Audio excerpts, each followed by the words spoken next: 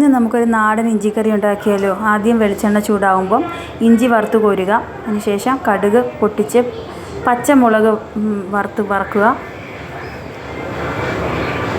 അതിനുശേഷം 2 സ്പൂൺ മുളക് പൊടി, കാശ്മീരി മുളക് പൊടി 1 സ്പൂണും അല്ലാത്ത മുളക് പൊടി 1 സ്പൂണ്,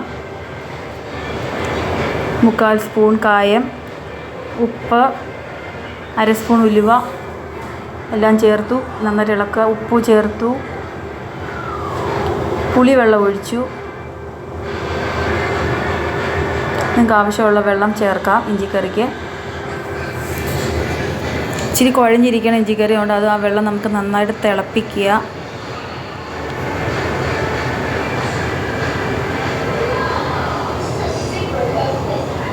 അതിനുശേഷം നമുക്ക് കുറച്ച് ശർക്കര ആഡ് ചെയ്യാം.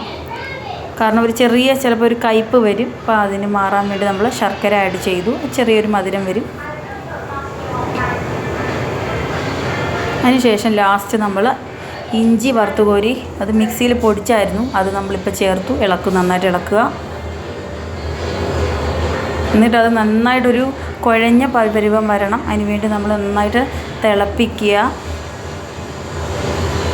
നമുക്കത് ഇളക്കുമ്പോൾ അറിയാം, ഒരു നൂൽ പരുവമാകുമ്പോൾ നമുക്ക് മനസ്സിലാവും ഇഞ്ചിക്കറിയുടെ ആ ഒരു കുഴഞ്ഞിരിക്കുന്ന ഒരു ഇത് വേണം, കൺസിസ്റ്റൻസി വേണം. അപ്പോൾ അതിന് നന്നായിട്ട് ഇളക്കിക്കൊണ്ടിരിക്കുക. അപ്പോൾ നമുക്ക് സ്വാദിഷ്ടമായ ഇഞ്ചിക്കറി റെഡിയായി. കേരള സ്റ്റൈൽ നാടൻ ഇഞ്ചിക്കറി റെഡി. Thank you.